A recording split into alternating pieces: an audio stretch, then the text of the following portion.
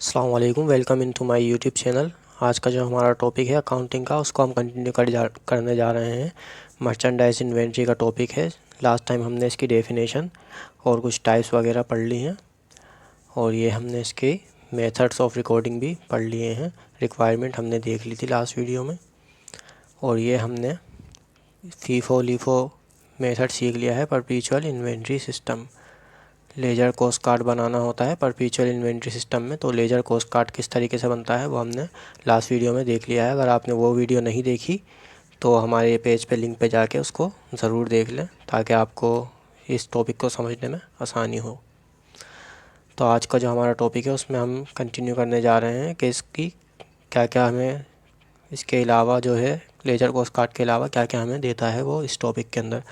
Cost of ending inventory आपको निकालनी होती है कि कितनी इन्वेंट्री आपके पास एंड में बच गई है। तो इसकी वैल्यू आप किस तरीके से निकालेंगे, सबसे पहले तो आप ये लिख देंगे जो मैंने लिखी है 3 लाइनें। Cost of ending inventory perpetual inventory system under, या तो फीफो मेथड होगा या लीफो, जो भी आपका मेथड होगा वो आप इसमें से एक लिख देंगे। फीफो मतलब first in first out, LIFO मतलब लास्ट इन फर्स्ट आउट, या फिर मूविंग एवरेज मेथड। ये 3 मेथड होते हैं। जो भी आपका मेथड होगा उसके हिसाब से आप जो बना रहे होंगे कॉस्ट ऑफ एंडिंग इन्वेंट्री वो आप यहाँ पे लिख देंगे।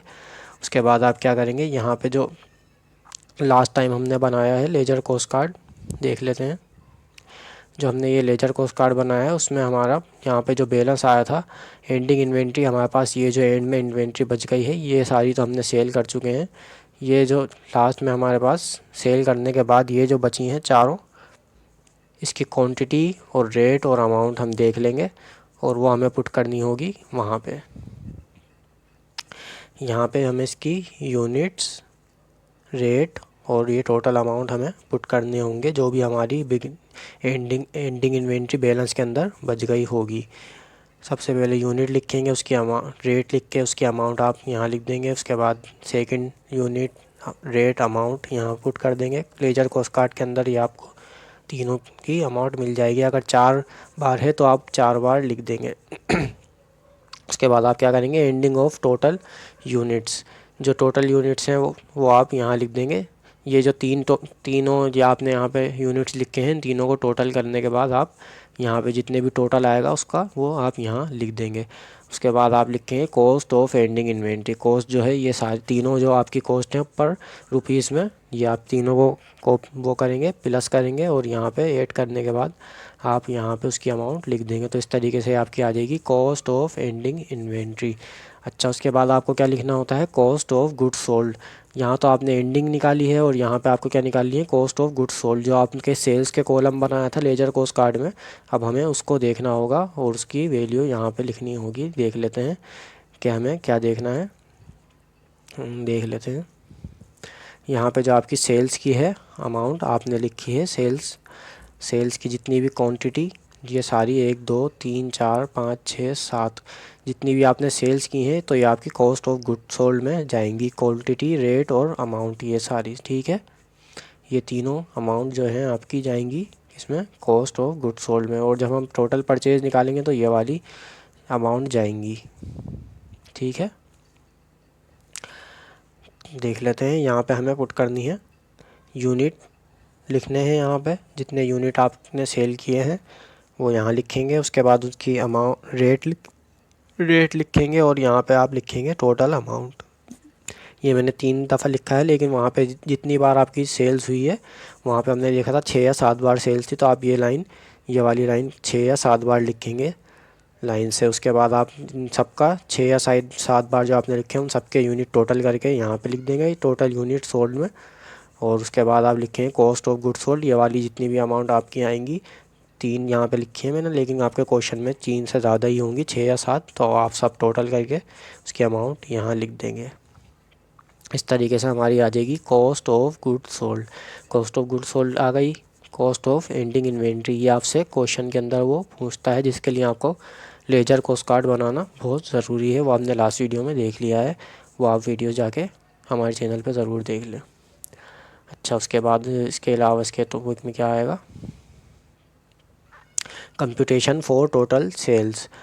कंप्यूटेशन बनानी होगी टोटल सेल की। टोटल सेल भी वही है जो आपकी कॉस्ट ऑफ गुड्स सोल्ड में अमाउंट यूनिट और रेट थे, यहाँ पे आप लिख देंगे यूनिट, लेकिन जो आपके रेट हैं वो अब आप चेंज करेंगे सेल्स के हिसाब से। जितने रुपीज़ में आपने सेल्स किया है उसी हिसाब से आप उसकी अमाउंट यहाँ लिखेंगे, ना कि जो लेजर कॉस्ट कार्ड में थी वो वाली नहीं लिखनी है आपको। अब आपको क्वेश्चन में से देख के जो सेल्स की रियल अमाउंट है वो आपको क्वेश्चन में बताएगा, वो आप यहाँ पे पुट करेंगे, ठीक है। लेजर कॉस्ट कार्ड वाली आपको रेट यहाँ नहीं लिखनी, यहाँ पे जो आपको क्वेश्चन में बताई जाएगी सेल्स की अमाउंट वो लिखनी है। ये ध्यान से इसको समझ लें। बाकी जब हम इसका 1-2 क्वेश्चन सोल्व करेंगे जब हम, तो मज़ीद आपके समझ में आएगा। फ़िलहाल हम इसका तरीक़ाकार देख रहे हैं कि किस तरीके से सोल्व होता है, इसका मेथड सिर्फ हम आज सीख रहे हैं। अच्छा, यूनिट आप लिखेंगे वही जो आपके लेजर कॉस्ट कार्ड में है, और यहाँ पे आपने जब रेट चेंज करेंगे, रेट चेंज करने के बाद इन दोनों को मल्टीप्लाई करेंगे, यूनिट को और यहाँ पे जो आपकी रेट होगी उसको मल्टीप्लाई करके टोटल अमाउंट आप यहाँ लिख देंगे। इसी तरीके से जितनी भी आपने सेल्स की है उन सब की इसी तरीके से आप लिख देंगे यहाँ पे अमाउंट, और ये सारे आप यूनिट टोटल करके यहाँ लिख देंगे, और ये वाली सारी अमाउंट टोटल करके आप यहाँ लिख देंगे, तो आपकी आ जाएगी टोटल सेल्स। उसके बाद computation for total purchase. Total purchase वही है जो मैंने आपको अभी लेजर कॉस्ट कार्ड में दिखाया था, जो परचेज़ आपने की है उसी सारे यूनिट को आप उठा के यहाँ लिख देंगे, और रुपीज़ आप उसके यहाँ सामने लिखेंगे, और फिर टोटल अमाउंट यहाँ लिखेंगे। लेजर कॉस्ट कार्ड वाली परचेज़ जितनी भी है वो सब आप यहाँ लिख देंगे। इसमें आपको यूनिट या रुपीज़ या अमाउंट चेंज करने की कोई ज़रूरत नहीं है, वही सारे आप लिख देंगे। सिर्फ टोटल यहाँ पे आपको करना है। टोटल करने के बाद टोटल यूनिट सोल्ड आप यहाँ लिख देंगे, जितने भी यहाँ हैं तीनों यहाँ पे आप लिख देंगे, और इसके बाद यहाँ पे अमाउंट आप लिख देंगे ये इसकी यहाँ पे टोटल करने के बाद, तो ये आपकी आ जाएगी टोटल परचेज़। इस तरीके से चार ये आप कंप्यूटेशन करेंगे। उसके बाद आपको लास्ट कंप्यूटेशन जो है परपेचुअल इन्वेंट्री सिस्टम में कौन सी करनी होती है, computation for gross profit. Gross profit आप किस तरीके से, जो आपने अभी सेल्स टोटल सेल निकाली है पिछली 4 कंप्यूटेशन में से, वो सेल्स आप यहाँ पे लिख देंगे टोटल सेल्स, और यहाँ पे से आप लेस कर देंगे कॉस्ट ऑफ गुड्स सोल्ड जो आपने निकाली है पिछली कंप्यूटेशन में, वो आप इसकी अमाउंट यहाँ लिख देंगे। ये आपका आ जाएगा, जब आप इसमें से ये लेस कर देंगे तो यहाँ पे आपका आ जाएगा ग्रॉस प्रॉफिट, ठीक है। इस तरीके से आप इसका ग्रॉस प्रॉफिट निकाल लेंगे। उसके बाद आपके एक और सिस्टम होता है, ये तो हमने सीखा है, अभी 5 कंप्यूटेशन होती हैं परपेचुअल इन्वेंट्री सिस्टम की। इसके अलावा अगर पीरियोडिक इन्वेंट्री सिस्टम आपको देगा, वो क्वेश्चन में आपको बताएगा एक पीरियोडिक इन्वेंट्री सिस्टम से आपको समरी बनानी है। समरी बना के, समरी किस तरीके से बनाएंगे आप, कॉस्ट ऑफ एंडिंग इन्वेंट्री और cost of goods sold. Cost of ending inventory आपको निकालनी होगी और cost of goods sold. Cost of ending inventory तो आप इस तरीके से निकाल लेंगे कि जितने भी आपने सेल वो किया है पर यूनिट प्राइस, जो आपने पर यूनिट प्राइस है जो आपकी एंड में बची है, जितने भी आपके यूनिट बचे हैं उसकी आप प्राइस देख लेंगे क्वेश्चन के अंदर। उसके बाद आप यूनिट देख लेंगे कि आपके पास कितने यूनिट बचे हैं। यूनिट का मतलब क्वांटिटी आपके पास कितनी बची है वो आप देख लेंगे। इन दोनों को मल्टीप्लाई करेंगे, एक यूनिट की प्राइस और जितनी क्वांटिटी बची है उन दोनों को मल्टीप्लाई करके आपकी आ जाएगी कॉस्ट ऑफ एंडिंग इन्वेंट्री। ये आपका हो जाएगा पीरियोडिक इन्वेंट्री सिस्टम। और इसके अलावा क्या बनाना होता है हमें इसमें, cost of goods sold. Cost of goods sold का वही बिल्कुल पुराना तरीका है हमें, जो हमने इनकम स्टेटमेंट में सीखा था, वही तरीका है कॉस्ट ऑफ गुड्स सोल्ड का फर्स्ट ईयर वाला। किस तरीके से, मर्चेंडाइज इन्वेंट्री बिगिनिंग आप लिख देंगे यहाँ पे। उसके बाद आप ऐड कर देंगे नेट परचेज़ और ट्रांसपोर्टेशन जब आप लेते हैं तो वो आपकी होती है नेट परचेज़। ये आ गई आपकी उसकी अमाउंट, और यहाँ पे से आप लेस कर देंगे purchase discount, return and allowance. ये आपने दोनों लिखे, दोनों को टोटल करके उसकी अमाउंट यहाँ पे लेस कर दी। टोटल परचेज़ में से आपने लेस कर दी डिस्काउंट और रिटर्न, यहाँ पे आपकी आ गई टोटल नेट परचेज़। ये आपकी अमाउंट आ गई टोटल नेट परचेज़। उसके बाद total merchandise available for sale, ये आ गई बिगिनिंग, और जितनी परचेज़ आपने की है दोनों को जब ऐड करेंगे तो आपकी आ जाएगी अवेलेबल फॉर सेल। उसके बाद आप लेस कर देंगे cost of merchandise inventory ending जो आपने अभी निकाली है क्वेश्चन में, वो आप एंडिंग लेस कर देंगे मर्चेंडाइज अवेलेबल फॉर सेल, तो ये आपकी आ जाएगी लास्ट में आपकी आ जाएगी कॉस्ट ऑफ गुड सोल्ड।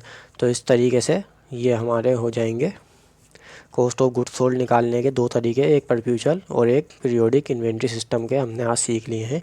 इसके अलावा भी और वीडियोस आती रहेंगी। Thank you for watching this videos. अगर आपको ये वीडियो पसंद आए तो अपने दोस्तों के साथ ज़रूर शेयर कर लें, और हमारे पेज को ज़रूर सब्सक्राइब कर लें, क्योंकि अभी इस टॉपिक के अंदर और भी वीडियोस आती रहेंगी। शुक्रिया।